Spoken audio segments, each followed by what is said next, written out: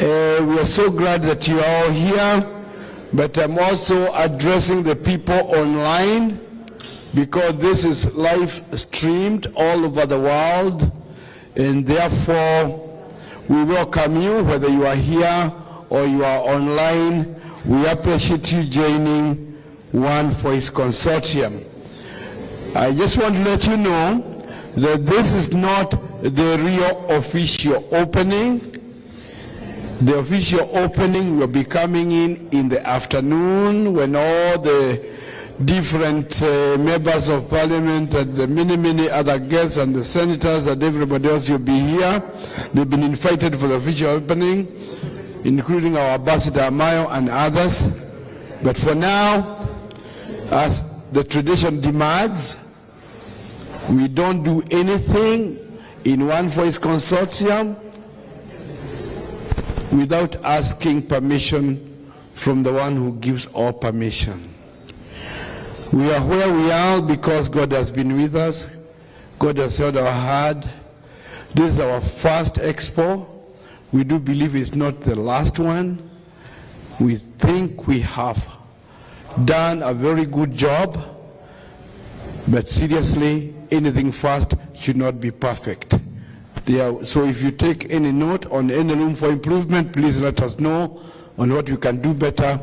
But for now, whether you notice something bad or something good, what we are asking each one of you, whether you are here or online or anywhere, please do enjoy the moment.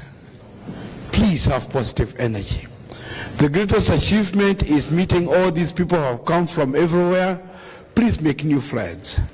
This is an expo. The actual expo is not these speeches, it's what we do outside there.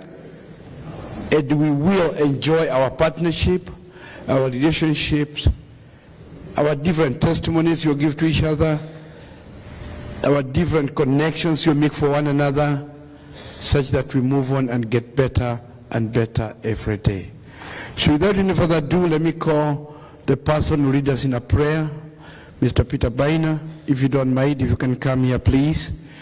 And I will ask the people who are here and those outside, whichever way you try to acknowledge your Lord, it's great. If you like standing up, well and good. If you like sitting down, well and good. If you like kneeling down, it's all good. Just do it, and let's turn to our Creator. Peter Bainer, please. Thank you. Thank you, Professor. Ladies and gentlemen, we're going to invoke prayers to invite our good Lord, our loving God, to be with us in this meeting and to help us realize the goals set, what we want to achieve. As he said, my name is Peter. I'm Pastor Mwangi. That's what they call me in New Jersey. And I am the CEO and the founder of that Geo Safari company there. But above all, I love the Word of God.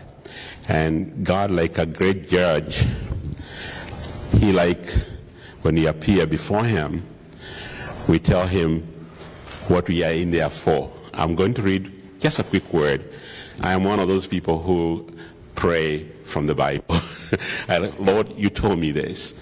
I believe it. Lord, let it happen to us today. I'm going to read some John 10:10. Bear with me, whichever religion you come from. It's a word that I believe will help you. And John 10:10 is what I'm going to base my prayer on. It says this: the thief does not come except to steal, kill, and destroy. I have come that you may have life, and that you may have it more abundantly. We are coming here to get abundant economic progress for Africa, for your family, for other people, to help people. The other kingdom is a kingdom of loss. And therefore, I'm going to pray to ask our God to make us, deliberate, talk, think about things that are bringing abundance, abundant life. Father, in the name of Jesus, I thank you and I bless you because you created this world. You're perfect in all your ways. We appreciate your love for us. You sent you've done everything that pertains to this life and godliness for us. You've given us education. You've given us peace in our land, and especially here in the land of America. We thank you that we can sit freely and deliberate solutions for poverty and many other problems that face mankind with freedom. We appreciate that. With peace and hopeful thoughts that whatever we are praying or wanting to do, our aspirations are close to your heart. You hear the desires of our heart to see nations lifted out of poverty, to see people live in peace, people live well in their environment. And that's what we ask your help for. We ask you to guide this conference, guide every investor to connect the right way. Networking is important. Help us know how to be better, and help us to know how to use the resources you've given us. Everyone has something small to contribute to the well-being of the society. Help us to use those resources for the benefit of the least among us. We thank you, Father. We trust you. We have faith in your love and your desire to give us abundant life. In Jesus' name, amen. Yes. Thank you. Thank you, Pastor Maina. We are very, very grateful for that. I'm not sure whether my brothers and sisters from El Salvador are here. You know, this light is a bit too strong. Thank you to our brothers and sisters from El Salvador. Please clap for these guys. You know, they came all the way, just so nice. George Bashiri, Andrew, and everybody else who came from Kenya, please stand up for now. Just take him all the way. I know we have more. Thank you for joining us. Those people who came from outside DMV, anybody who came from outside DMV, traveled, if you please stand up, let's see. Love, thank you all from Georgia. Thank you guys, thank you for being here. Yeah, thank you so much. Let me get back to the camera. And of course the DMV people of Jabo. Thank you so much. My name is Peter Diamui. I'm a professor in Florida Gulf Coast University in Fort Myers, Florida. I arrived here last night. I chose to wear the colors of One Voice. It's also my university where I teach. But on a more serious note, I left my luggage and it will be coming. But I'm glad, and God does not necessarily look at the clothes you do, whatever you do. It's just so nice to be with us. To get this done, it takes a lot of courage. And Dr. Shuli and Dr. Ogaki and others, thank you for your courage to do this. We may not be seeing the numbers later on. Of course, the people are coming because there are different panels, but there's so much to learn from one another. There's so much when we get together. Even if it's one person, Prof, there's so much we're going to do together. Jake, we have just agreed we're going to write an article together on this. We're going to do a lot more together. Let's enjoy the moment. Gitao, Washuli, and others, we thank you guys. Mobi, everybody. The work you do with integrity. That's why we are here. That's why you are here. I have to repeat that. And Dr. Shuli can tell you, there are many people who wanted to come and fill up this place. But we said no. Because we don't want anybody coming out of here and you're dealing with conmen who are stealing people's money because they claim they have land which does not exist. They are property. We don't want them with us. We'd rather have a few good people, and we are lucky we have you guys. Thank you, Andrew. Thank you, Shuli, and everybody else. It takes a lot of work to get this, and you see it along, and there's always leadership, and we thank the leadership of Professor Jake Ogaki. Professor Jake Ogaki, if you don't mind, please come. He's our chairman, and he's done an incredible job to get us to where we are, and we are so proud of you. Thank you, brother. Please come. After that, you can invite the president. Okay. Thanks for that instruction. Prof, thank you so much for everybody for coming in today. And as Prof. Diangui said, this is not the official There's so many people right now who are in the hotels who came last night. They're still hanging in there. And I think we will continue to have this moment as we go on. So, Pastor, thank you for that wonderful prayer. And without God, we can't be able to do much. We can only be on their mercy. So for me, I only have just a few remarks. Let me just introduce myself. I've already been introduced, actually. My name is Dr. Jacob Ongaki, and I'm the Vice President of One Voice Consortium, and I'm the planning chair for this Expo. Obviously, even though we say it's the planning chair, it's all of you who plans. So we all got the things together, and then we just be able to put our hearts in one. So for that, actually the way One Voice Consortium is connected, as it says, is the umbrella of all the many organizations. So many of the One Voice Consortium members, they belong in a certain organization. And then those organizations, they're the one who are coming here to make a difference. And the most important theme here is bridging the gap for East Africa and the United States, actually globally, so that at least we can be able to explore the global market for our businesses in Africa. And those businesses that are here, they can be able to see any opportunities that could be available in other parts of Africa. So this is just the beginning, and I think it's going to be wonderful. We're going to have a wonderful time. For me, if you ask me why I came here, I just came here so I can see all my brothers and sisters. That's the number one reason why I came here. And that's the question. So now what you should ask yourself is, why did you come here? That is a question that you can just be able to think about, and then at the end, so you can just be able to have an answer. And obviously, we will have a debrief at the end of the Expo. We have 3 days: today, tomorrow, and Sunday. And if you stick around after Sunday, after the ceremony is over, we will also be connecting together so we can exchange some notes. So we'll communicate that all through. So the program is laid out. Everything is going to go as planned.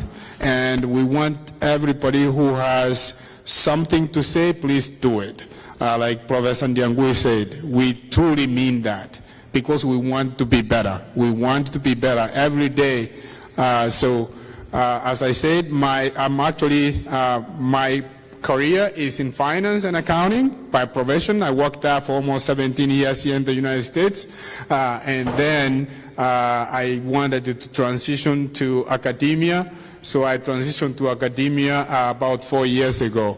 That's when I became a full-time professor in one of the Colorado Mesa University. And I actually, they were very lucky enough to send a student with me, Matthias Mulumba, originally from Uganda. Now he lives here in the United States. So Matthias, thanks for coming, and I think I appreciate the university for giving somebody to come with me. Matthias is a businessman. You will hear more about him as well. So he's one of those unprivileged people who from nowhere, and there's something now, which is really good, and I think that's what the world presents to us, is what can we be able to do better. It's not what you can be paid, it's what you can just be able to do for yourself to uplift somebody's life. That is very key. If we didn't have that, people like myself, I couldn't have had any chance whatsoever. Coming from Kisi village, my mom was in a grass house, and now it is different. So that is remarkable. I'm always humbled for that. I'm always thankful for that, and I'm sure some of you share the same experience. It's not just myself. We share all this experience. So we'll be talking about this more and more, and my opening remarks later on when we have the opening ceremony. But for this time, I want to thank all the planning committee members, the members of One Voice Consortium, my friend Professor Ndiangui, the president, Dr. Shuri, for putting all this together, the sectors, the sectors. We have different sectors representing One Voice Consortium. The members of parliament who joined over here today, we are very, very appreciative. And the most important, I want to thank our sponsors. The sponsors who helped to pay for this venue. We're very thankful to the exhibitors, the attendees. So we are very thankful. One Voice Consortium is a non-profit organization. It doesn't have a budget. It doesn't collect any money for revenue. We only depend on our people. So without going further ado, let me just welcome my president, a person who has worked so hard behind the scenes. We almost spoke almost every day on what is going on and what's up, what's next. His temperature was all over the place, so it was my purpose and Dr. Ndiangui to calm him down so that he doesn't go crazy. So, Prof, thank you so much, and Professor Robert Shuri, welcome the president of One Voice Consortium to get us this going. Thank you. Thank you, thank you, thank you. Appreciate it. Thank you, Dr. Ngaki. Thank you, Professor Ndiangui, our executive director, and all the One Voice Consortium leaders that are here. And I'm so much appreciative of all the participants, the vendors, and sponsors, and other people that are also going to be joining us. Again, just like we started with the prayers, Pastor Engineer Peter Minor, thank you for that word of prayer that is going to guide this conference as we move along. Again, my name is Robert Chiri, and I appreciate you all for coming to this expo. We've had some challenges, but God has been with us. And if you have God within you, what else can be against you? So we have God with us. That's why this conference has happened. It was almost about to be very, very difficult, but we still got that word in our ear, a whisper saying, let's go on, let's go on. And that's why we are here. I know some of you are asking what's happening. There are people that are on the way in various places, in airports, trying to get here. A big delegation from Kenya that has just gone to the embassy. They will be here also. So, and also the team from various county governments, they are also on the way. So at some point, we will be getting near a full house. But as always, as you know, sometimes things start from the spring, and then you have a tributary, and then a tributary joins a river, and then all of a sudden it's the ocean. And that's what happens with some of these things. So we are in the right place and the right time. And mine is just to thank you all. This conference has a lot of opportunities, and there are a lot of networking sessions that are going to be there, one-on-one, because in this house there are people who are carrying opportunities for you and me. They may have some information that you don't know or I don't know, and that may help you and help your families and help the communities out there. These sessions that are going to be here are live streamed. They're already live streamed. So whatever that you're seeing here is being shown around the world. We are live streaming this event. And therefore, even that a young man in Tanzania or a young man in Uganda or our young sister in Kenya, they're seeing what we are doing here. And that is so important for us because we know this information is not just going to be in this room. It is out there and people are seeing what we are saying, what we are doing. And even when we get into the panel discussions, they're going to be following those points that are going to be there. In fact, at the end of this conference, we intend to have the Expo declaration. It is going to be like a diaspora declaration for various sectors. If it is the agriculture sector, we'll have a diaspora declaration of that sector. What we want to do as a diaspora. Because we don't just want to come here and meet and talk. We want to come, talk, and have action. And that is the part now that is going to join in the community. So we are going to ensure even those members of parliament that are going to come here, we give them something that they can be able to take back to the Kenyan parliament for legislative work to be done.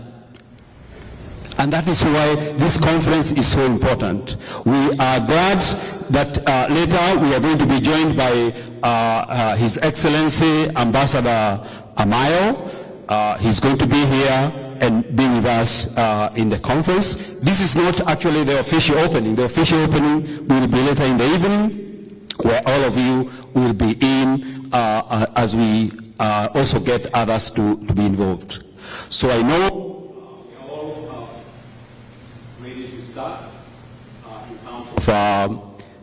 in terms of the panels, and we have a very, very great and able team in each panel.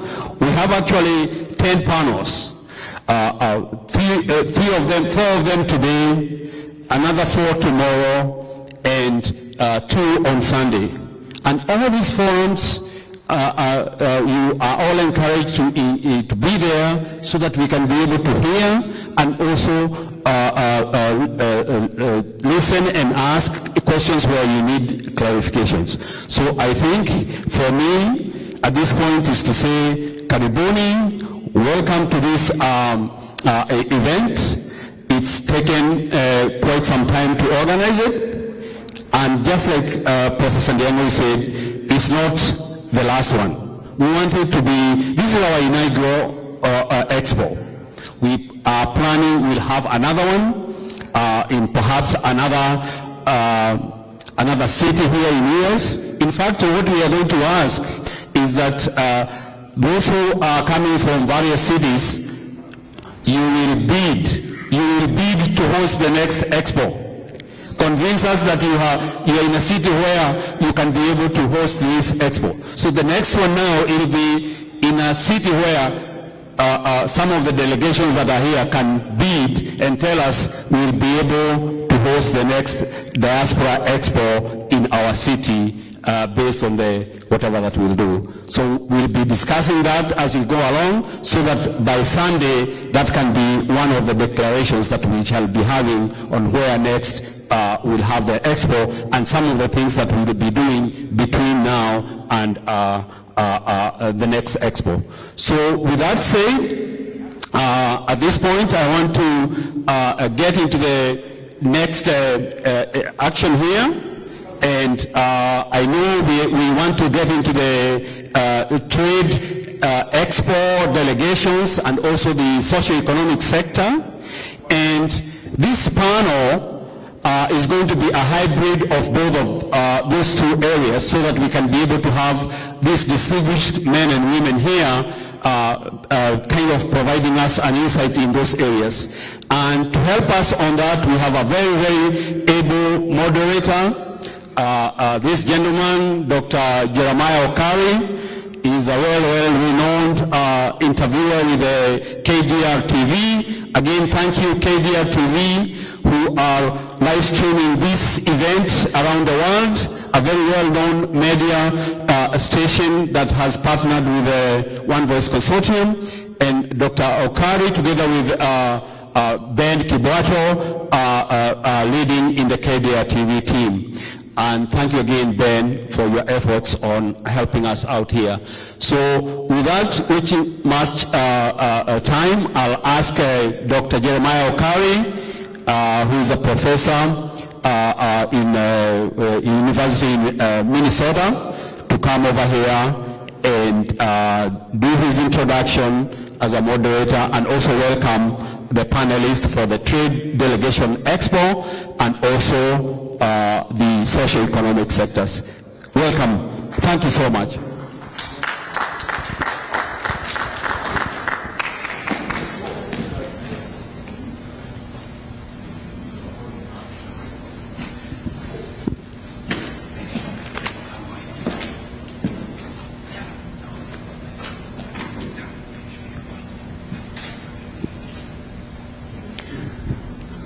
Testing. Okay, good. Good to go. I have this. So, a very good morning to you all. Welcome. It's good to have you. It's good to be in Washington, D.C. But more importantly, it's good to be with family and friends here, some who I've seen online for many years, but finally we're able to meet here in Washington to talk about how the United States and the East African region can work together in terms of the trade to better the lives of our people. So just an acknowledgement of those ones who are here, and also put in point that we do, it's being streamed live, and those ones of you who are watching live, please feel it at home. And if you're going to contribute, we encourage you that you go to our social media platforms, whether it's on Facebook, YouTube, Twitter, and others, and feel free to make your comments. So if you have any question, please feel free to post that question, and then at the end of it, we might pose those questions to our panelists here. So I would like to welcome the panelists for today. I think if you could walk, just all of you walk forward, please. I'll be very happy to do so. And then we want to move this podium here. Where's my student? Yes. Okay. We'll move this. Ben, where's Ben, Kaswe, Raf, Dr. Omara. Dr. Omara, please you join us. Where's? Go up there? Yes, we'll go up. Okay. Take a seat. Yes. Turn it off. How many microphones do you want? So I think 2, 3 should be fine. George Washuri. Did I see George somewhere here? Have George Washuri. Okay. I was never on this panel. Three questions in English. Oh, you just have one.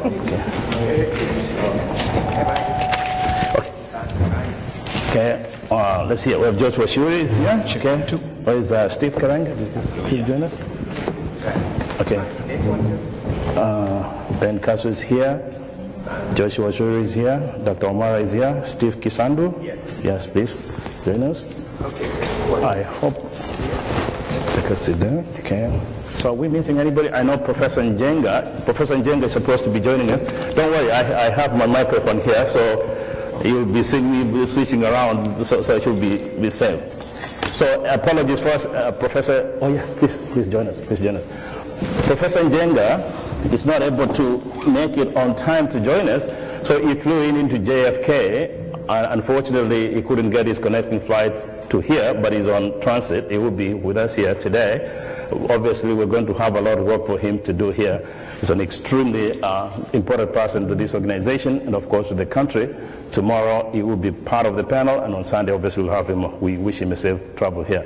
So with that, of course, welcome, panelists. Good to have you here. And I think, as you can see here, is a great team, making sure that it's very diverse in nature.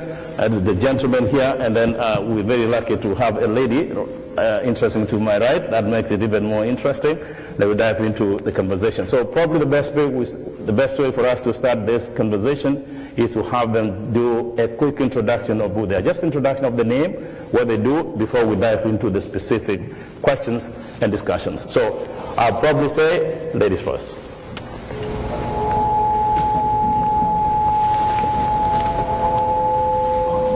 Is it on? Hello, testing. Yeah. Okay. Yes. All right, good morning, everyone. It's a privilege for me to be sitting on this panel this morning. My name is Professor Okioro Wabwara, and I'm a professor at Wright State University, where I teach business courses, specifically international marketing, strategy, consumer behavior type courses. And recently, I think one of the reasons I'm here, just published a book on doing business in Kenya. So, okay. Start over. Okay. All right. I'll start over, right? Okay. I'm glad to be one of the persons making sure that all the technology is working. But anyhow, to restate, my name is Professor Okioro Wabwara, and I'm a professor at Wright State University at the Wright Soin College of Business. I teach international marketing courses, consumer behavior, strategy, graduate as well as undergraduate, studies. I'm privileged and honored to be here, to be participating, in this specific panel. And I just recently published a book on doing business in Kenya and opportunities and challenges. So that's a little bit about me, and I will pass the mic to Dr. Shiori. Washori. Okay, good morning. My name is George Washiri, and I'm very excited, very motivated to be here. And we want to thank all those thousands of people who are online watching us. Thank you, Dr. Onkani, for this. And I came from Kenya to attend this event, and I'm so happy that we are here. So I'm the team leader, the CEO, Optimum Group. I'm also the chairman and trustee of one of the most vibrant foundations that is transforming Kenya, Optimum Foundation. And I'm also an author. I've authored 3 books. One of them is my story. The other one is the book I use for mentorship. I mentor thousands of business people in Kenya. And the last book, I have it here, is called After the Pledge. They are all available on Amazon. Sorry, I don't have copies. And I love creating job opportunities for Kenyan people. So I'm very excited. I can't wait to see what this conference is going to do to change our nation, to transform our nation, because we are the people to do it. Joshua Shiri is my name. Thank you very much. It's truly a pleasure to be here and a privilege. As mentioned, my name is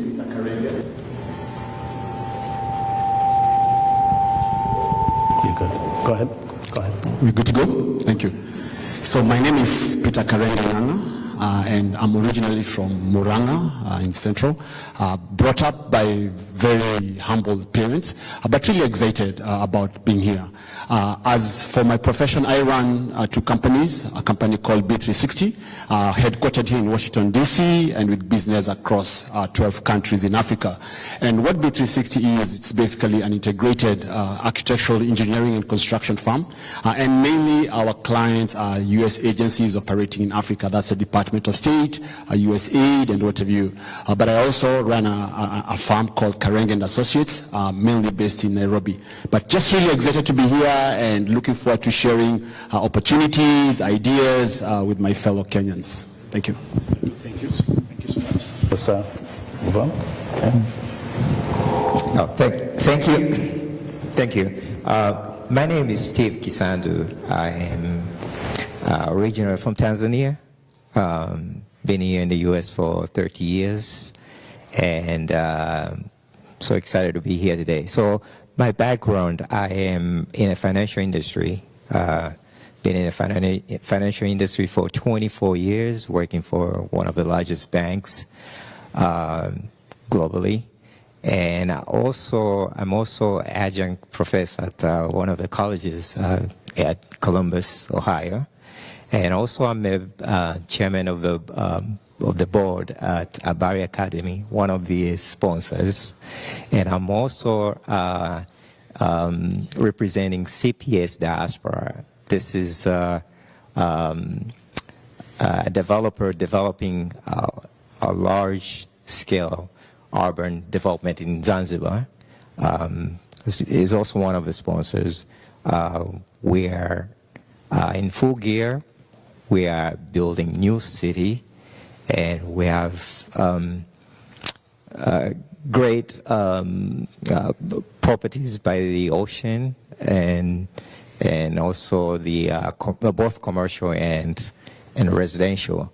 So I'm glad to be here today to add value to the panel here. Thank you. Thank you. Hello, my name is Benson Kesue. Live in Dallas, not really Dallas, but a little bit farther from Dallas. I am from Kenya. I've lived here for about 30 years, longer than I lived in Kenya. I'm the founding chair of the East Africa Chamber of Commerce, transitioned to East Africa Business Council, network rather. So we do this kind of event in Dallas every year for the last 18 years. I came here as a young boy In 2006, I founded a school in Kenya to promote girl education. It's named after my father. It's Kasue Girls Academy. I have 450 girls attending that boarding school in the very remote part of Kenya, in Chulo Hills. So I'm very proud of that school. And I've handed over to the public. When I started the school, there was only supposed to be just a village kind of a school. It's a high school. And so when I went back last year, I go to Kenya every year. I found kids from every county that are attending that school. So it is working, grow power. I look forward to interacting with all of you and getting to know more about each one of you and networking with you. That's what I'm good at. I'm not good at talking, but I'm going to network with each one of you. I can assure you that before the end of the day. Thank you very much. And I'm so much grateful for the team that has put this together. Yeah, I know it's a lot of work to do this, a lot of commitment, a lot of sweat, blood, and tears, but it all pays off in the end. So congratulations. Good night. Welcome. I don't know, can you hear this? Yes, okay. So this one, okay. Yes, my name is Ralph Kalondu, a resident of Atlanta of about 27 years or so. I have a background in mechanical engineering, but I've never used it ever since I got to this country. I have just been a business person. I've been doing transportation and logistics, and I'm a farmer in Kenya. I'm trying to see if we can have some produce from my Kenyan farm and others into this market where we are, especially in the fields in the avocado specific fruit. Beyond that, I have also been a voice of the diaspora for many years. I'm a founder and a member of the largest financing organization of Kenyans registered in the U.S. that goes by the name of the Kenya USA Diaspora Circle, where we morphed that organization from an institution that started with a membership of 5 people to a team that has close to 3,000 members. It is global. And I'm proud to say that for the period within which we have been in that board, and Professor Mwara is also a part of that. She has been a part of that growth in the board. We have seen us touching levels in terms of cumulative cash coming in and going out, levels above 1 billion Kenya shillings over that period of time. We are now, I'm now the chair emeritus. I just left that office last week. I have moved over to the investing arm of the organization where I'm leading efforts of investments. One of the prime examples of what we're trying to do is there has always been this discussion about the Diaspora Bank. We are having a transactional advisor, and we are working towards that realization because we're a financial entity in ourselves. We have that capacity. So that's one thing we are doing. The other thing that we're trying to do is we are trying to assimilate all our members to venture into one of a very profound opportunity where we are going to be having a holiday resort facility in Kenya where we are going to have our Kenyan diaspora and friends visiting the coastal Kenyan town of Malindi, where we are going to have a 3-star resort that is going to be owned by the investors of that entity who happen to be members of the Kenya USA Diaspora Circle. What we are trying to do is we are trying to integrate and bring our children who have grown here to understand what Kenya is. So we have a raft of things, and we are going to discuss them as the day goes. We don't have a lot of time, but I'm glad to be here, and thank you for the organizers for allowing us to sit in this panel. Thanks. Okay. Thank you. Thank you very much. That tells you that we have a very, I think the microphone is not working, so that tells you that we have a very diverse group of panelists here. You can tell that. Okay, sorry, have that one, that's good, thank you. So you can tell from what we have here already, it's very diverse panelists. We have people from pretty much every field. We have people in academia, we have people in the business sector, we have engineers here. We also have representatives of different countries. We have We have members from Uganda community here, and obviously I just got a note here that people online, so there are people watching around the country, in the United States, there are friends in Europe, there are people in Kenya, Uganda, and Tanzania who are watching us here.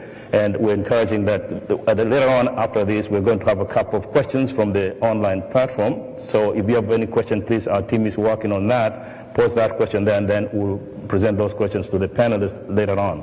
So we'll dive into this, probably introduce myself as well. I'm Dr. Jeremiah Okari. I'm a professor within the Minnesota State Colleges and Universities. I also teach at Touro University worldwide. It's off California, but it's an exclusively online school. And just like the professor now, she will agree with me here, whatever claims we make here are own, they do not necessarily reflect those claims of the universities or our employers. Just to make sure that that is on record. Do not associate our claims to the university. Is it correct, Professor? Yes, we don't want to, so our bosses, if you're watching, that's our opinion. Thank you for sponsoring us to this place, but it will be fully our opinion. So we dive into the questions here. As we said, it's a hybrid model, so we have those ones in the diaspora community and those ones who've joined us to have a conversation around the theme of this meeting, which is bridging opportunities between the United States of America and the East African region. So we'll have a discussion around that topic with the intent of fostering those relationships today, tomorrow, and the years to come. But we also recognize that the relationship between the United States and the East African region historically has been good, is strong, and is growing.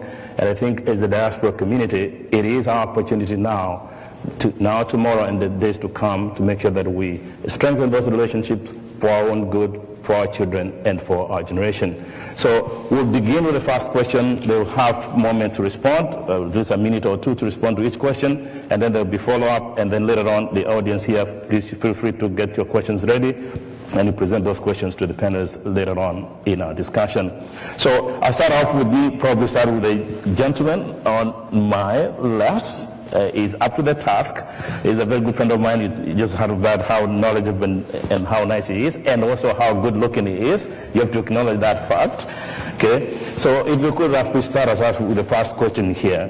What is the state of economic growth in the East African region? And specifically, what are the driving forces for economic growth in the East African countries?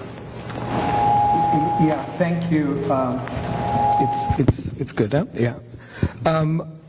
What is driving East Africa's economic growth? When you talk about the economic growth, we are talking about the East African economies, which can be demonstrated by looking at their annual GDP. And for example, in the last decade, some of the main economic players of the region showed steep upward directions, where we are saying that the 10 fastest growing economies in 2020, of these, 3 are in East Africa, Rwanda, Ethiopia, and Tanzania. Of course, in Rwanda, we are talking about GDPs in excess of about 7.5%. In Ethiopia, we are looking at about 10.3%. I didn't get the actual figures for Tanzania, but my friend here in Tanzania will be able to give us what is actually current. The growth can be directed, can be directly connected to increased foreign direct investments. In 2019, East African FDI inflows increased from $5.7 billion to $11.5 billion in just 1 year. Inflows to all East African countries increased during this period, representing 103% increase, largely attributed to the Chinese investments, accounting for 60% of total FDI inflows into East Africa. Now, this investment was going into technology and manufacturing and service sectors. FDI inflows create approximately 90,000 jobs. They created 90,000 jobs in 2018 and slightly over 200,000 in 2019. Employment increased in Uganda, Tanzania, Rwanda, Kenya, Burundi, and Southern Sudan. The other growth can be directed towards economic development initiatives, where we have increased number of projects supported by these investments by 23.3%, and the East African community has placed incentives for development in related markets. The other sector is in digitization and manufacturing, where there is growth in both of those in the East African economies, and as a rapid spread of advanced technologies, for example, 3D printers, cloud computing, etc., which has a significant impact on manufacturing production globally. So I think that relates to a particular segment of that question. Yeah, thanks. I think that sets the tone for the conversation. Again, we're just focusing on the economic side. Probably for the next 20 minutes, we'll be talking about economic growth in the region. And then after that, we'll dive probably into the social inclusion part before we finish up with the environmental sustainability.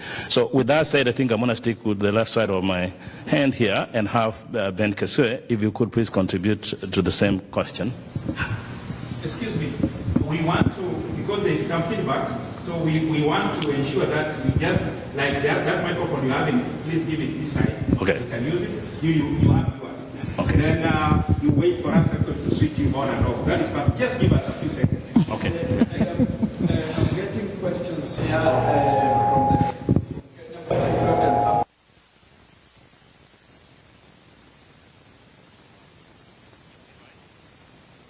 Okay. So if we are still live, I think we can continue the conversation. And I think if the microphone is working for you, Ben, you can contribute as well. And then we'll switch to the left. We'll have the professor, and then George obviously is working the private sector in Kenya. He will give us more practical perspective of what's happening in Kenya. So Ben, if you could please. Do you want me to address the question? Yes. No, about. Okay. Yes. I think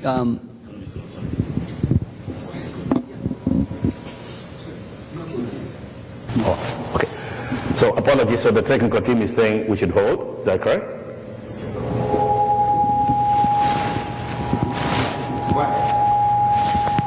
Second. 1, 2, 3. Okay. Okay. Good.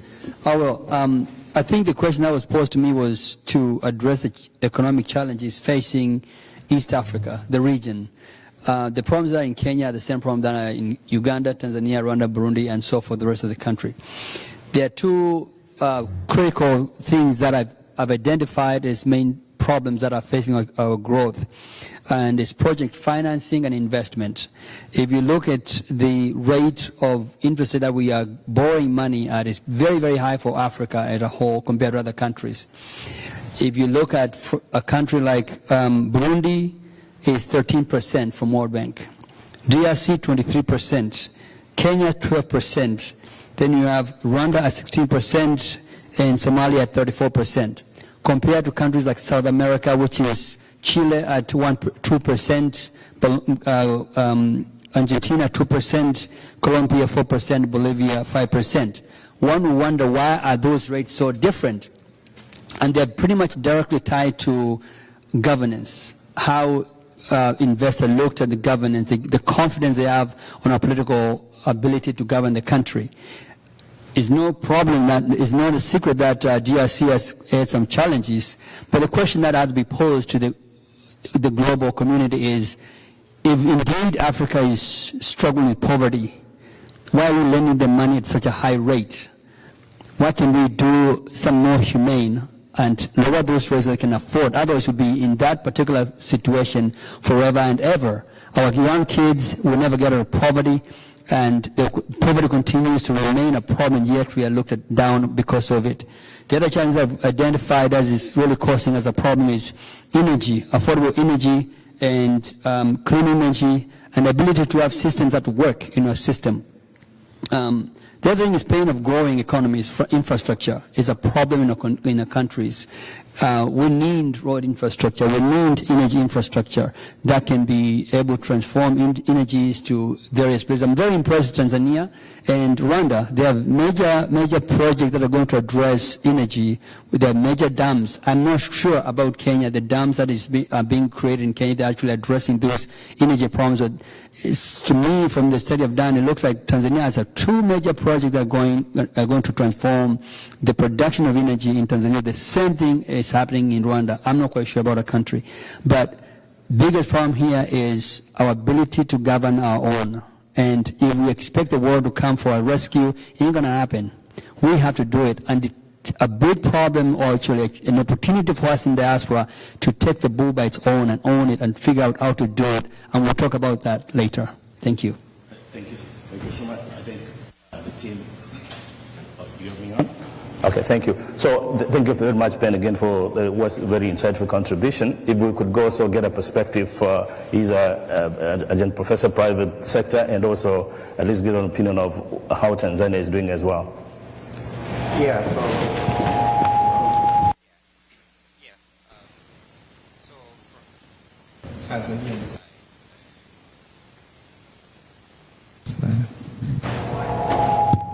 Yeah, so yeah, from Tanzanian side, pretty much there's a growth, but there was a little bit of distraction on the growth because of COVID, and also in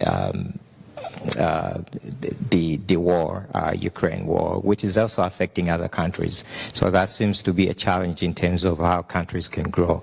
But I'm looking at a different perspective. I'm looking at harmonization of the East African bloc, because we have countries with the different policies. And I think this is kind of take us back to historically, right? How we got to this point where we are. So one of the challenges is, can we come up with one unique policy which is stronger so that we can all grow together? Because we do have numbers. We have, in terms of demographic, we have population pretty significant for the East African region. And now we've added Congo and DRC as part of the East African bloc. So we can really attract investors to come in. But we got to work together in terms of policies, making sure that nobody's left behind. We'll have the policies which we can learn from each other. One country can be doing extremely well, the other country can not be doing well, because there's a variation in terms of the policies that are a backbone to economic growth. The other thing, I'm looking at the government spending, because the ingredients of GDP is, one of them is the government spending. So that's the challenge that we've been having. I'm sure Kenyans as well, but I think countries are trying to realize that we have to be very watchful in terms of spending. So in most cases you find that spending is going to the recurrent expenditures, as opposed to projects that are going to be very developmental and be able to uplift a lot of people out of poverty. So yeah, those are some of the challenges. And yeah, one more thing, in terms of investments, I think we can learn from others who are investing outside the country. Take an example of Qatar, right? Qatar has, over time, has invested outside the country. And as a result, the return on their investment has really made them to be stable. It's a tiny country in terms of size, but it's strong in terms of economy. So I don't see most of our countries in the region are actually finding where they could actually park their money or put their money, and that money can be divided into heritage funds, or it could be the money that can be able to stabilize the economy. We call them stabilization funds, right? And also, we can look in terms of the budget, the money that we're getting, a certain percentage is really working towards the areas where you can really address the poverty. I'm talking about the absolute poverty, not just the relative poverty. So I think those are pretty much what I have now. Yeah. Very good, thank you. Thank you very much. I think you get a perspective from Tanzania, and I think the sense of inclusion comes into play. Appreciate that, and we'll get into the inclusion in a moment. And that allows me to turn to my right here and have the honor of requesting our lady sister, Professor Wamara, to make a contribution to the discussion. If you could, please, Professor. Okay. Thank you. And I'm going to speak on three particular areas, and one will be education, youth empowerment, and also women and gender equity. One of the things that I'm very happy to hear the panelists here, Mr. George Oshiri on the one hand, Ben Kansui, talking about what they are doing to educate the next generation, because we know that we cannot have socioeconomic development of any kind if we don't first, educate, our children and also continue, education. And I can link that, the education component, to say that while we have, I know in Kenya we have the new, curriculum, the CBC, curriculum, I think it's really important to think about all of the different levels. I'm also involved with the Kenya Scholars and Studies Association, which is KESA. And KESA, I've served as the treasurer there. I'm no longer the treasurer, but at KESA, we have had a critical group of people, professors who have been able to go back to Kenya for capacity development. I myself went and worked at African Nazarene as well as also at KCA, and there are many members of KESA who've gone back, to Kenya for capacity development, and this is more train the trainer.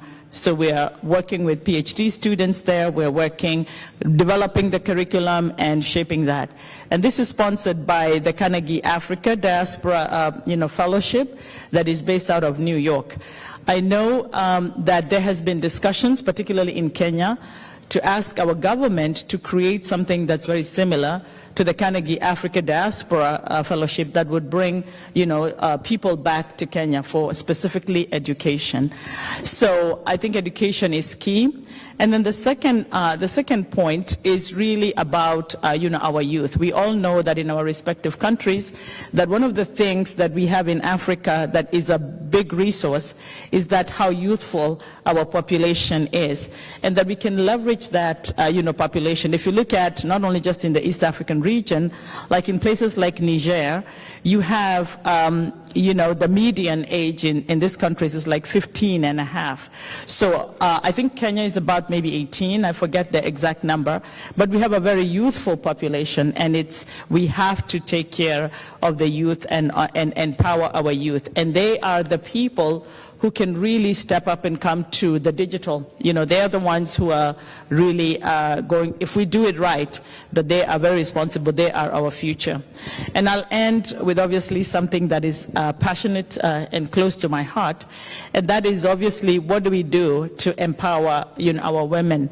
And when President Barack Obama came to Kenya, he did talk about the fact that how do you play a game when you're not utilizing half of your team. And in any culture, any country around the world, you have more women, and in fact women live longer. Our life expectancy is usually longer worldwide, regardless of where we are. And we have made some strides. For example, in Kenya, we have elected the largest number of women governors, so we are making some strides there. I know Rwanda has historically been on the forefront, Uganda the same. So I think things that we can do to have, and to make sure that we have the gender, we're increasing our gender equity index to make sure that women have a seat at the table, and it's just a seat at the table, but that they are really there and are given, equal opportunities. And so I think with those three things, then we can pretty much be able to move forward. Thank you so much. I think that's an excellent point from the professor. Just to add on to that, I think it's an important part, especially when we talk about the female population. Just to add on to that almost 60% of the female population in America today tend to graduate more from colleges. Those students getting master's and PhD degrees in this country are women, and those are going to the workforce to be more productive, and I think something that we can borrow from this country. With that said, thank you so much, Professor, and I welcome now George Washiri. I think very popular. George, if you could, he works in the private sector in Kenya. I think he's doing incredible work there, and in East African, by the way. He's been in Uganda, he's been in Rwanda recently. I think he'll give us a more practical perspective of what is happening there. Wow, thank you. My name is, once again, George Washiri, and yes, I'm very active on the private sector, and I'll talk more about Kenya, because that's where our 90% of our operations are.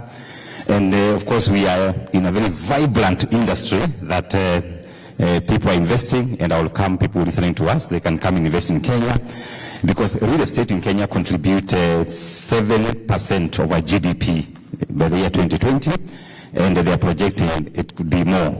And what's the effect, especially in Kenya, given that our population is almost heading to 50 million, and we are happy that the numbers have increased with the coming up of DR Congo. We are now talking about East African population of about 270 million. That's a huge market that anybody wanting to invest in Kenya, they are able to capture this particular market. And coming back to Kenya, in the private sector, we are about 1.7 million registered companies. These are companies doing business, companies generating money for government, and companies creating jobs.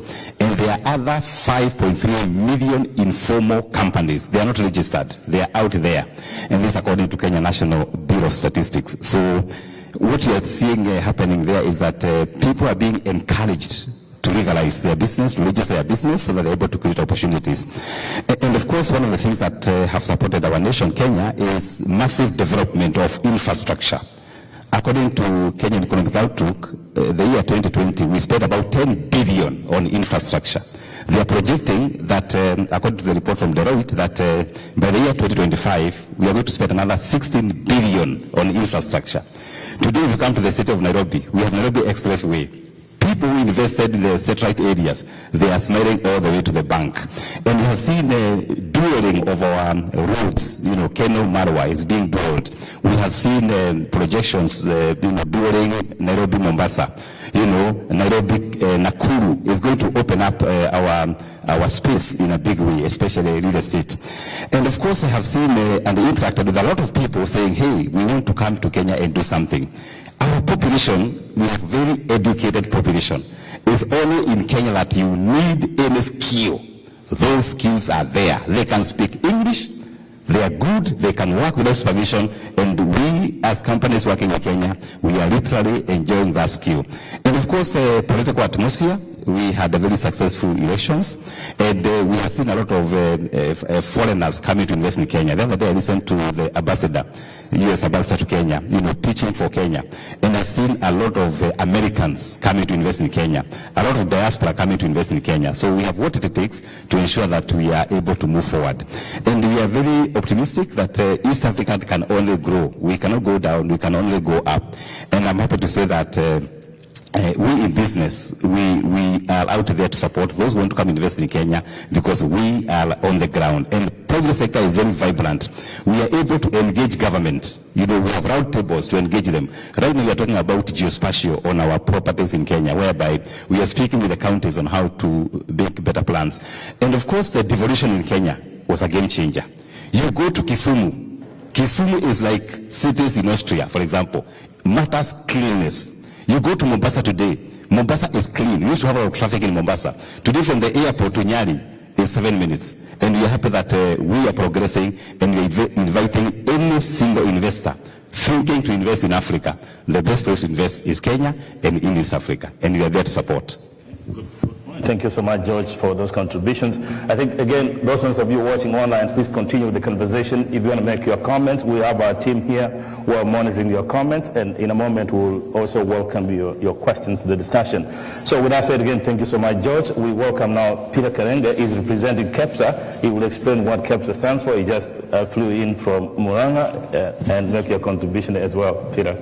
Thank you very much. And yes, that's true. I am the U.S.-Kenya representative for KEPSA, and KEPSA is the Kenya Private Sector Association, and basically is the voice of the private sector in Kenya, and even as it relates with other organizations both in Kenya and in the US. But as also earlier mentioned, I run a company here in the US, and also that has ongoing work in 12 countries in Africa. I think my contribution is mainly on the role of the private sector, especially the private sector as represented by Kenyans living abroad. I prefer to call them Kenyans living abroad. The word diaspora actually means scattered, and these people are not scattered. These people are people who know what they're doing. They actually have ties that are closer than sometimes a lot of the Kenyans actually living in Kenya or other Africans. But Mikey, my fellow presenters have talked a lot about the role of education. Professor Mwara was very clear about that, and that is key. But I would like to just say very briefly, a little story.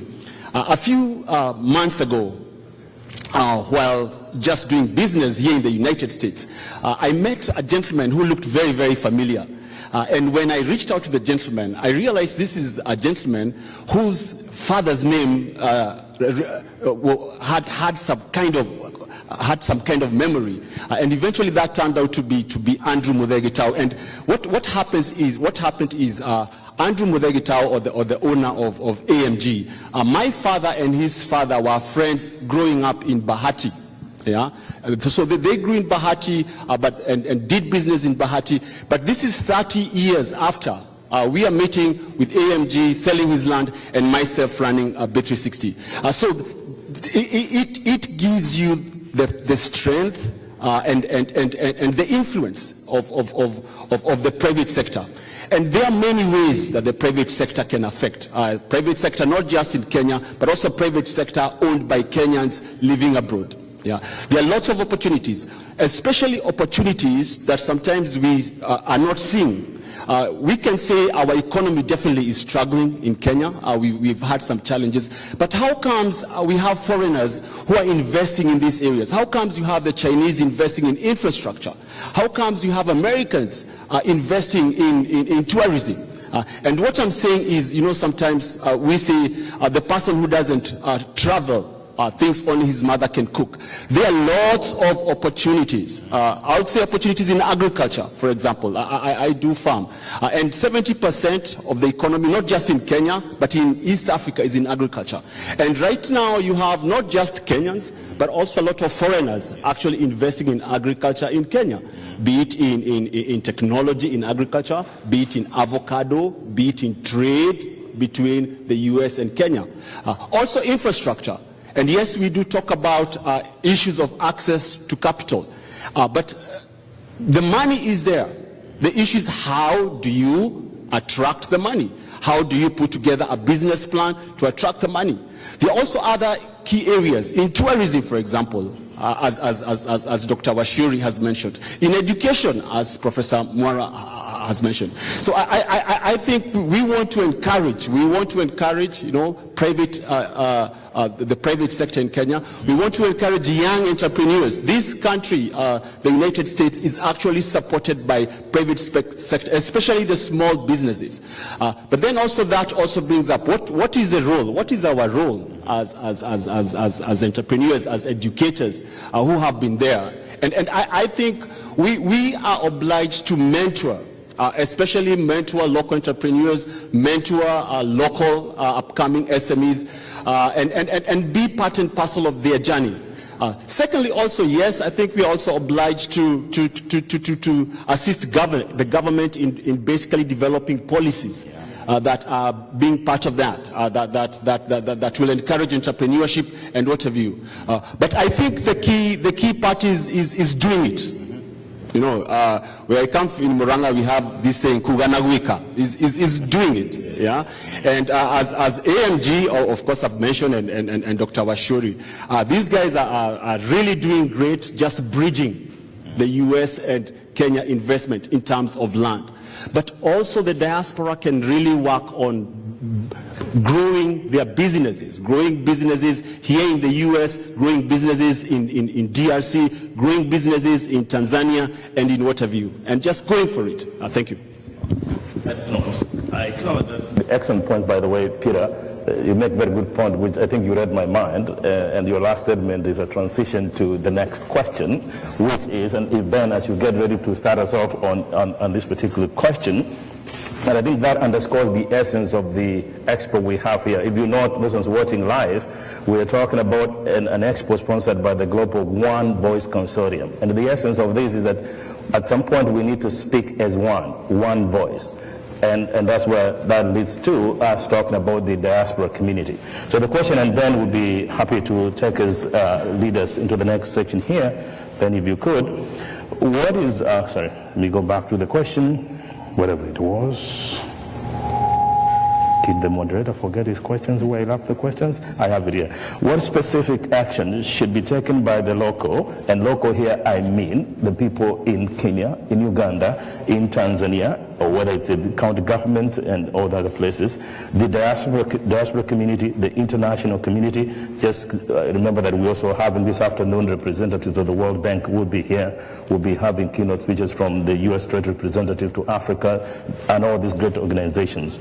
So what, again, I'm going to repeat that question, what specific action should be taken by the local communities, the international community, the diaspora community, to advance diversity, equity, and inclusion in the region, knowing that, yes, they're geographically different countries, but again, politically and judicially, they're separated. Thank you very much. I think that's a very interesting and a good question for this team. I've been involved in diaspora for the last 20 years, I believe, particularly in Dallas, Fort Worth area and beyond. And what I've realized is that diaspora is still working in silos. We have to be organized. If we're not organized, we can never make an impact. We can be the greatest influencers for our countries. But when we go to the government and say we want this and that, and they see there's some guy in Minnesota, another guy in Dallas, another guy in Atlanta, almost doing the same thing, but they don't have a formula on how they can work together and how they can form one big organization that's respected, not just by our countries back home, but by this country. If you want the U.S. government support, you have to show organization. I've met with them several times. They always talk about, hey, you guys got to get organized. Where does that start? It starts with you, me, and you. If we don't organize, we cannot make an impact to our continent. We can take a page from the Jewish diaspora or the Chinese diaspora or the Indian diaspora. If you go to this government of the United States and mention a Jewish group, they know who they are. The Jews go to Israel, they're respected. They make impact, they lobby for the policies they want that can affect them here. They also lobby in this country for the policies they want that can affect them here. We don't have lobbying power. We just don't do it. And why is that? It's because we're not organized. The Biden administration has put $1.1 billion in what they're calling engagement of the African diaspora. Projects that range from women empowerment to youth empowerment, Ayala, and many, many more that are driven to help us. To access that money, you have to be organized. I just can't go to them and say, hey, I'm Benson, I represent the East African Business Network, I need support here and there. I need to show some numbers. To organize yourself, first of all, we have to show numbers. If I go and ask you, okay, tell me how many people are involved with you. Show me the numbers, the data. We don't have it. You don't have the data. There is about 1 million diaspora Kenyans probably floating around diaspora.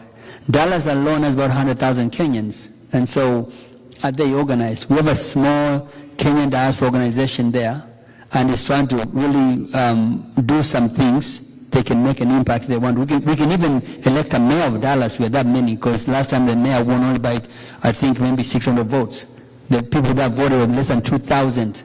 Kenyans can win that seat.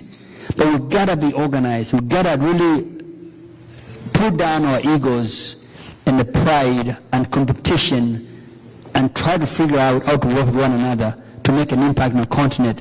We're going to be gone in the next few years. We'll be rested somewhere else, not on this world.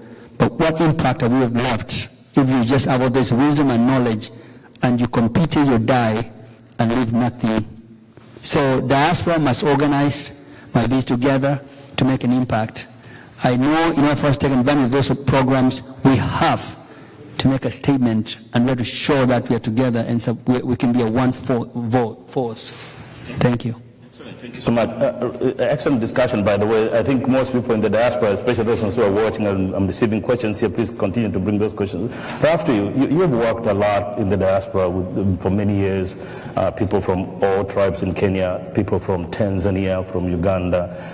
Sometimes I wonder, why is it years after independence, why can't we act together? In particular, this critical time in history, why can't we work together to make sure that we develop our region? What specific steps do you suggest? Actually, that's a very important question because just about 2-3 weeks ago, the United Nations IOM organized a meeting between the diasporas of Ethiopia, Somalia, Kenya, and Uganda. We met those different diaspora groupings and we realized each has an advantage over the other. In the term, for example, you look at the Ethiopian diaspora, it's, I think, one of the largest that is represented in the US. And they have things they've done together as a country.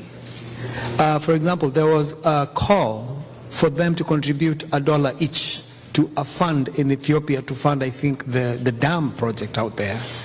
And they all coalesced and they contributed and became a part of that. That misses in the other diasporas. So to address these issues that we're actually seeing in there, I think one of them would be creating equal opportunities, whereby all these policies that are divergent in all these diasporas or within the actual countries representative of who we are aligned with the population. Equal opportunities would be one of them. The other one would be now to create good terms where these equal opportunities can actually be aligned and assisted in moving in a direction that is beneficial to the countries where they are actually represented of. It's true, I've been a leader of an organization here that is actually, it's Kenyan really, whereby in Kenya, as you know, we have about 50 tribes or something. We have been apolitical, for example, where you find that the institution has all communities of Kenya coming together and conducting business together in a way that benefits all of us. So I think it's about that kind of format and arrangement that can really help us a lot in trying to make sure that we have what we need. The other one is the need to put people first. People are not first in a lot of the things that are so prime for them. And you see, sometimes we look from the diaspora and we look at what is happening out there and we ask ourselves, why is it that even when our leaders come here and they see how we live, some of these things cannot be actually propagated at that level? Even us people from the diaspora, when we go to our respective countries, we kind of fit into that kind of prism. So we need to morph out of that and have a people first agenda where we are looking at them as a people who we are investing in. And I think only then is where we are going to have some changes in that kind of inclusion. Thank you. Thank you. Thanks so much, Ralph. I think this is somebody talking from a practical experience, has done this for many years. So I'm going to bring in Steve, if you could.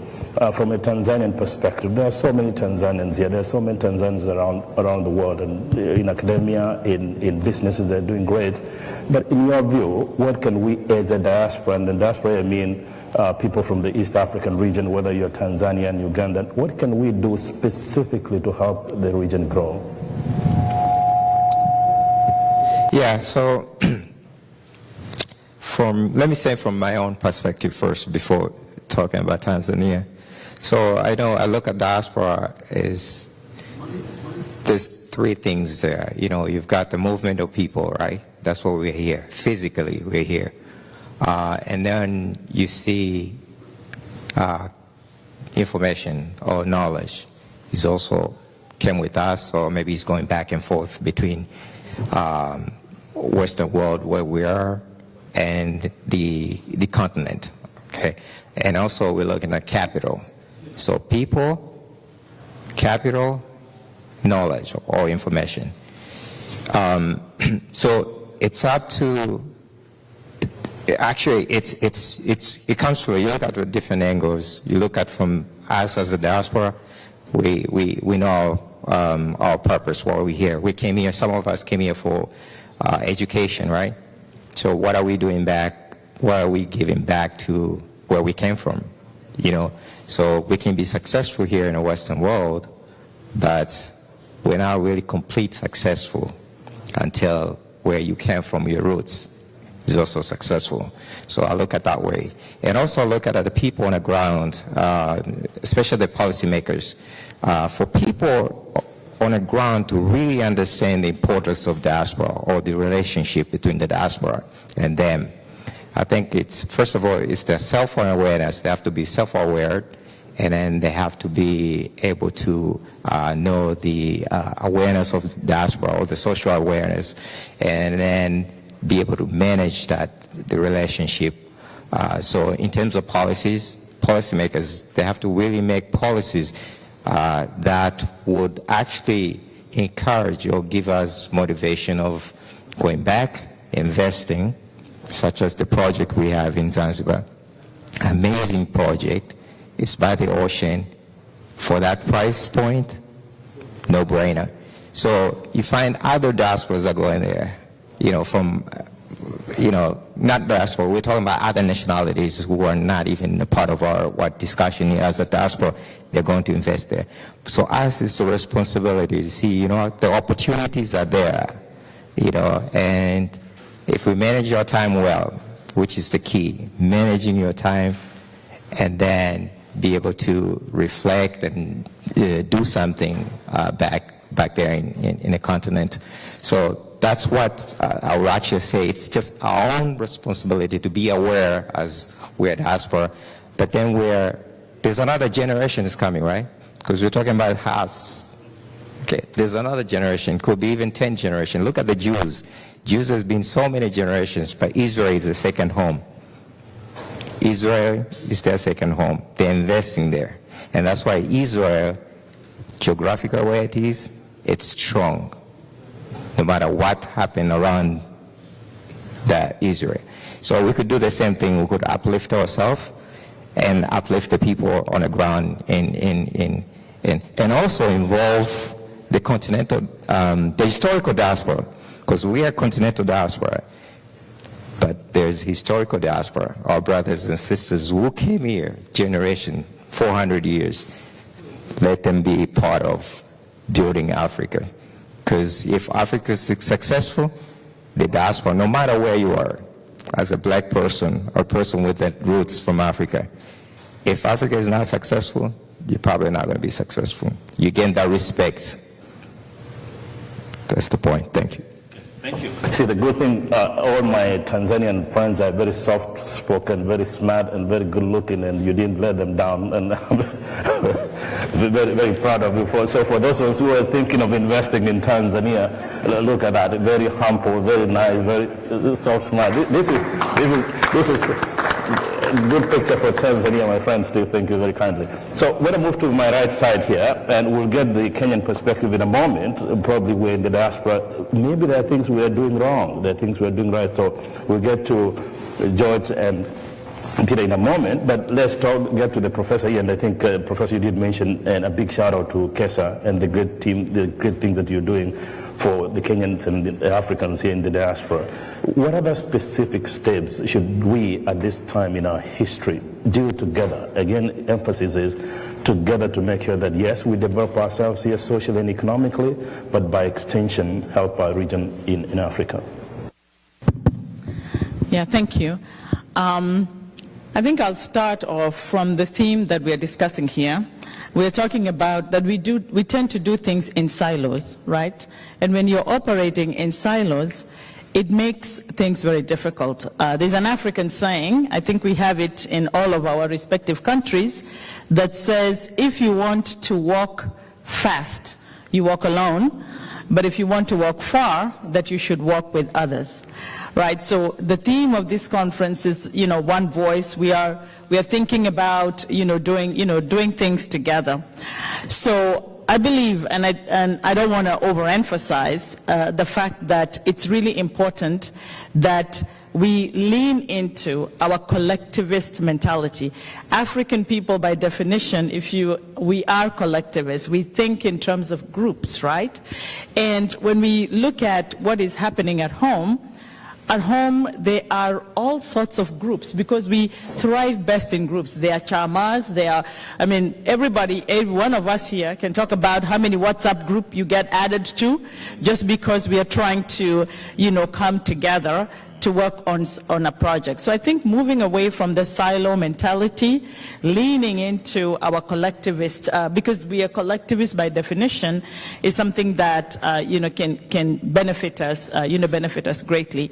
But I do want to add, as I come to the end of my remarks, that when we talk in terms of diaspora, or what we are doing, it's important that we recognize that this is not a unidirectional thing. It needs to be bi-directional. That historically we've thought about the diaspora coming in with fresh ideas, but we have wonderful work that is being done in our respective countries. I mean, if we look at Dr. Washiri, look at Gitao and others, all of these are major, powerhouses in terms of what they can do to even support some of the work that we do, that we need to not only think about what we as a diaspora can do, but also what those processes and institutions, because they know how to work in groups. I believe they can come here and they can help us to figure out how to, work within the East African group, so that we move beyond, that silo mentality. So I would encourage all of us to not just think about what we're doing for our respective countries, but what can we learn also from those environments that can actually be, beneficial, to all of us. So thank you very much. So thank you, Professor, for great remarks. So the two of you, I think if you could do me a favor, for the two of you want to have a conversation with the online platform. The camera is right there. If you could, as you respond, the question is, how do we work together, both those in the diaspora and those ones who are in continental Africa, and those whether in Tanzania or Uganda or in Kenya? What specific things can we do as a people to make sure that we grow? Yes, we grow here in the diaspora, but also grow in Kenya. If you could please, George, you can lead us off on that one. Well, thank you. What I would say is that, first of all, is to thank the Diaspora Partnership with the companies in Kenya. But all the things we have discovered dealing with the diaspora, both here in the US, in Europe, in other African countries, we have discovered that one of the things we can do is information sharing. Diaspora are investing back to Africa, back to Kenya, but many have lost. And one of the things that we can be able to mine is getting the right information before you put up your money. And that's why a company like Optiven is here, AMG, my good friend Getawe is here, soil merchants are here. We have been working with a lot of diaspora. Number two, we have also discovered that when we do business between diaspora and Kenya or East Africa, many governments, not only here in the US, also in Europe, in Germany, and other areas, they are now becoming very sensitive on money transfer. And when our government officials will come, I will speak to them. I spoke to the governor of Central Bank, that every time we flash the figures coming to Kenya, to West Africa, 420 billion zimekuja Kenya, hawa watu wanaangalia. And they become very sensitive. Nikiongea kwa Kiswahili, hata wamefunga accounts za watu. Kwa hivyo serikali lazima iwe makini before you flash those big figures. Because wanaweza pesa yetu inaenda Africa. Nimeongea na Kiswahili hapo. So that's one of the information that we can lobby with government to be very sensitive on the information they put out there. Something else we also do with the diaspora for the last 23 years is mentorship. I always talk to diaspora returnees, and I run a program called mentorship, and I'm mentoring about 15 diasporians who are establishing huge companies in Kenya and in East Africa. So these are the areas that we can partner. Since you have been there on the ground, you want to come back to Kenya or to any East African country, you can speak to us and we can be able to take you through on how to do successful businesses back home. And once we partner that way, we are able to make a huge move. Something else, we also partner with the diasporians, and you have seen it, is on job creation. For example, for us at Optiven, we say by the year 2030, we must create 30,000 jobs by the year 2030. I'm happy to say that we have about 15 diasporians that we have given opportunities working for Optiven, and many companies out there in Kenya, 1.7 million companies. They can tap the talent from Professor right here. You know, we can give you consultancy. You can come and speak to us. Professor is a professor in marketing. Maybe companies out there, they are struggling with marketing in Africa. We can tap that knowledge that we've gotten from here and bring that knowledge to Africa. So other than just business, we can tap the skills, because I have traveled across the world and have seen who is in diaspora. And you have fantastic, excellent skills out there. And as a nation, we can tap these skills as KEPSA, my friend here, the architect Nganga, Peter. We can be able to tap those skills and use those skills even to do better projects. One day we did a project in Kiambu, and I picked it from California. When people come to that project, Amman-Ridge, they think they're in the US. So we are also picking lessons, and we can also pick skills. The other day I had a talk with Professor Dianoi, whereby I was able to speak to students here in the US. Then I said, I'm going to Revenge. I invited Professor Dianoi to speak to about 500 people that I mentor in Kenya. And they were all saying, wow, wow, wow. So those are the things that can partner so that we are able to develop Africa, even as we develop each other. Thank you. Thank you very much. I think that this one's working. Just out of respect of time, we have special guests who are going to come on stage here in a moment. Then we'll come back. Peter, I didn't forget about you, but I'll get to you in a moment. But just out of respect of our online audience who've sent us a question here, I think it would be in order for us to respond at the very least to one of their questions. And just a reminder that we do have presentations later on. I think the World Bank team is on, and after they have their presentation, we'll have a moment to continue the conversation. But if we could just respond to this question very quickly here, Ralph, if you could. Here's an online question, and they're saying, our desire to invest in Kenya and other parts of Africa is dampened by fear of corruption and lack of integrity. We have suffered before. Please make a comment. Thank you. That's a very important question. And us being diaspora folk who have been here and investors in Kenya, we have to always remember that Kenya or East Africa is our home. We are not going to give our fears to those people who are frustrating our efforts. I have led that effort myself with the organization that I've been leading, that we are the ones who are investing in Kenya, and we invest under our terms. They have to listen to us. So shying because of corruption in that part of our world is actually defeating the purpose, because you will not do what you really want to do. So you have to take charge and enjoin yourself with institutions that will help you invest solidly. Some of them are here, represented here.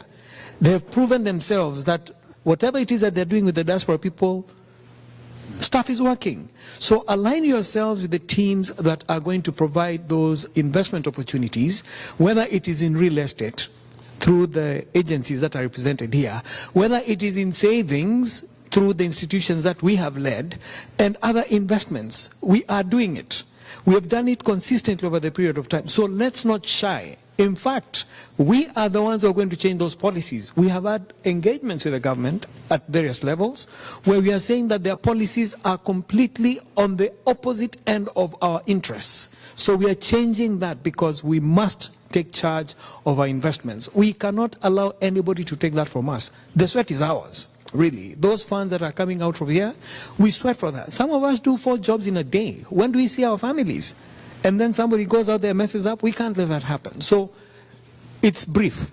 We will take charge of our investments, and the people who are corrupt, at some point, they'll be accountable for their corruption. Thank you. Very good. Just a reminder, and I want to have Ben as well make a contribution, but again, online viewers, just notice that we do have members of the Kenyan Parliament here today. We have 10 of them. So, and I want to put it on record that we'll have a conversation with them as well. So stay tuned. And also we have representatives, I think, from Tanzania and Uganda later on in the day. We'll pose that question as well, with the hope that we can get a good environment for business and investment in those parts of the world. And that will be after the World Bank team does the presentation. So Ben, if you could respond quickly, please. Yeah, thank you very much. I think it's a great question. There are a couple of things I want to point out. One is it's everybody must vet the investment you're trying to get into Africa. And that is no different than here. If you're going to buy a house, you're going to do some vetting of a house here or property. And it should not be that different if you're buying a property in Africa. You should do your due diligence so that you get conned. There are a lot of con men there that take your money out of your pocket if you need to. With reference to the government, I get very tired of Africa being identified as a corrupt place. Look at this country here. There's a lot of corruption here in governments. Look at the ex-president. What has happened to him? Okay? So don't tell us Africa is so corrupt. Yeah, we are going through experience of young, growing countries with trying to fight other different areas of poverty, and we're going to have problems. When people are poor, they're going to rob you. If I find you there, I have no back in my pocket, I'll find a way to get some money in my pocket. So it's just the nature of humanity. But the idea that the governments in Africa are corrupt, I want you to look at other governments that surround us. Let's talk about the Chinese. Let's look at the French. Let's talk about this country. There are a lot of corrupt people. And a lot of corrupt government is just deal with the situation differently. We actually have very good laws in Kenya that are not necessarily followed. If we followed our laws properly, there'll be, and make sure the law works properly, there'll be very little corruption. Are we doing it? I'll argue we are still working on it. It's a work in progress. But that should not deter us from, like my good friend said, just from investing. Go do your due diligence. Don't be disappointed by some hiccups here and there, but you gotta do your due diligence. Go look at the place. There are some people here in the house that cannot travel home because they don't have papers. Call somebody home, your neighbor, your cousin, whatever. Go check the property before you buy. I can vouch for Mr. George Shuri here. I've worked for a long time, and every time he says you have a property somewhere near the river or whatever it is, Kitengela, I know it's good. And you can also use banks. Kilondu has organization. You go use these people to buy property for you. They cannot give that title unless they have a property. You can sue them in that case. So really, do your due diligence and don't tell us about corruption in Africa when we have a lot of it here. Thank you very much. Thank you very much. I think with that, we'll come to the conclusion, but I think it's African custom that we need to say a very big thank you to the team. And how I'll do this, I'll ask the team, just look at the camera, and in 20 seconds, each of you say your last word. Please to the camera, the last word. Oh, sorry, microphone. Oh, quickly. Mine is two.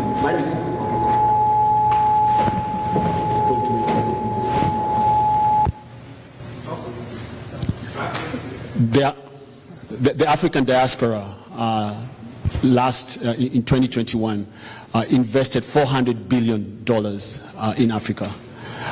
In Kenya, they invested they put in $4 billion in Kenya in 2021. 2022. That is according to central bank figures.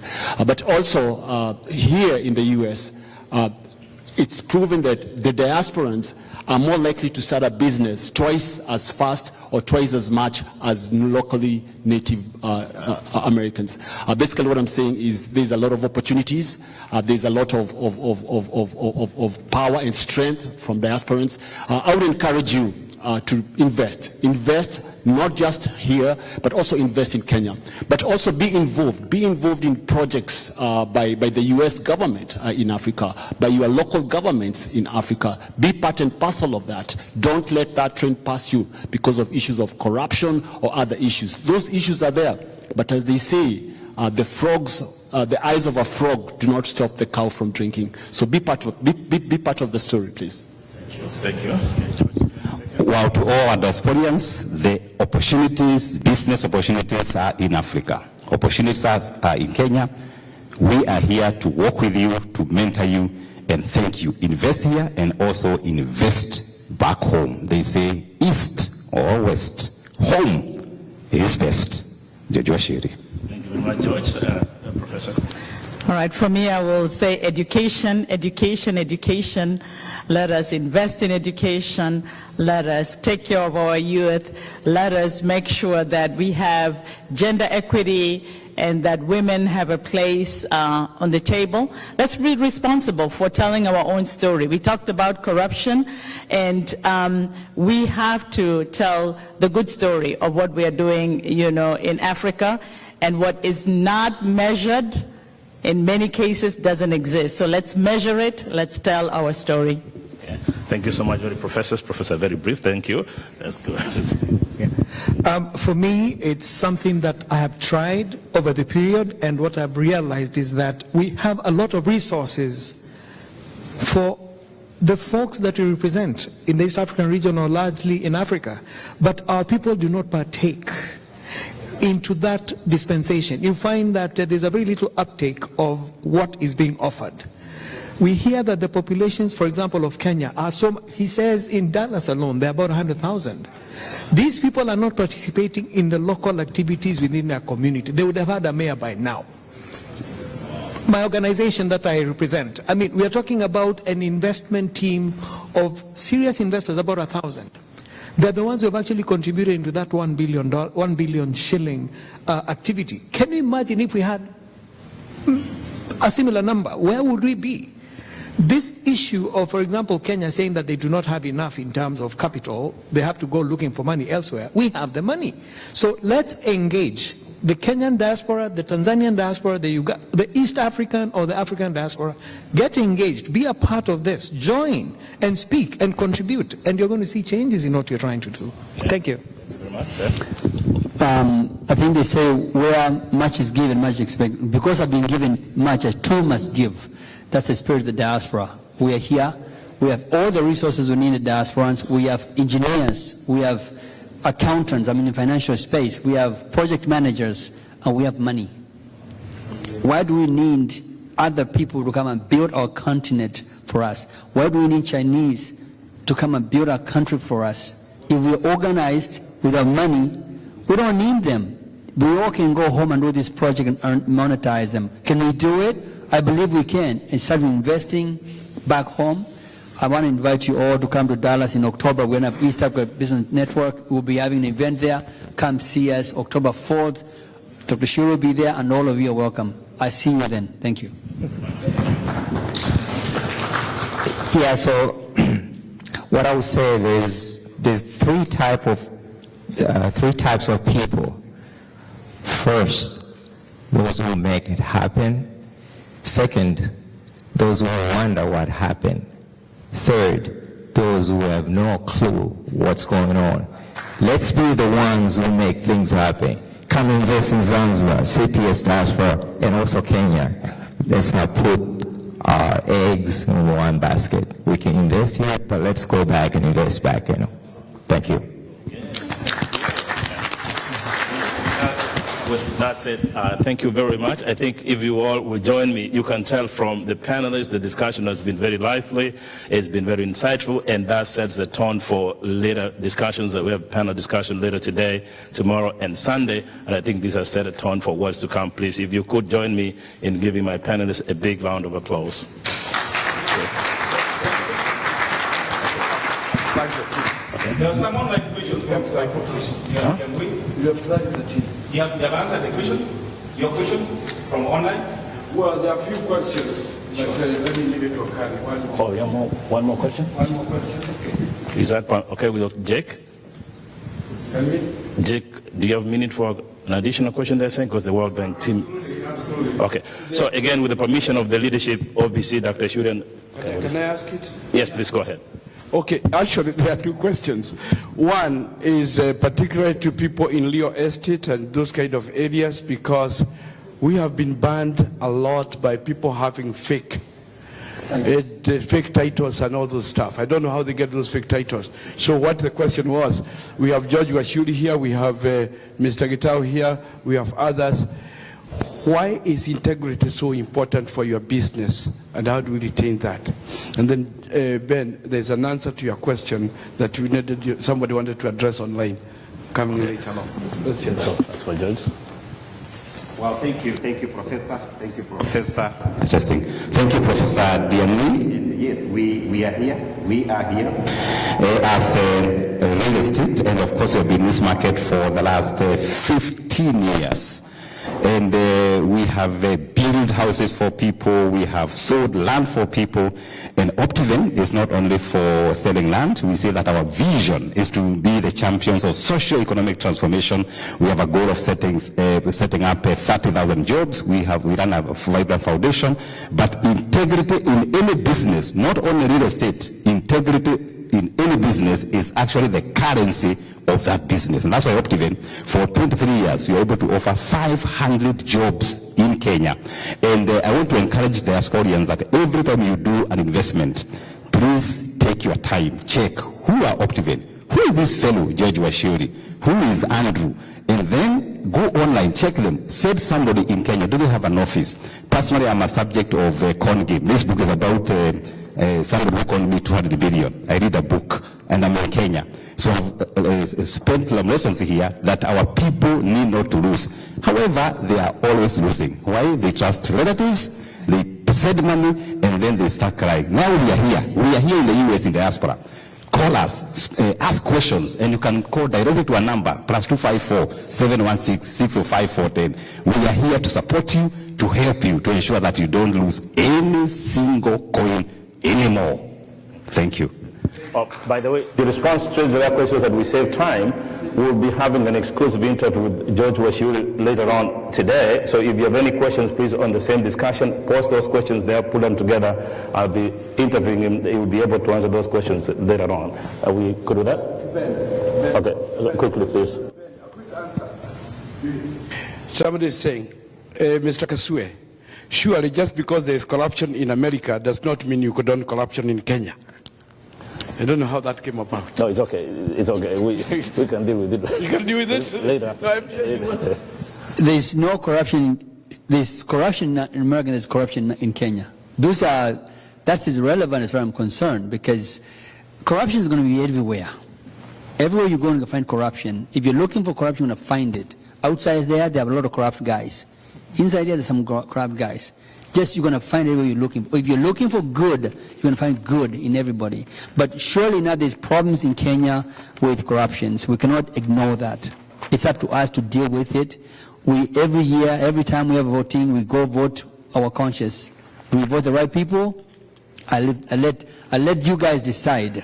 I'm not a politician. Okay. I think that is a very good answer, Ben. That is excellent. By the way, just a reminder as well, for those ones watching online, we'll be having a panel discussion about good governance, civil society, democracy, and I think that question fits in that particular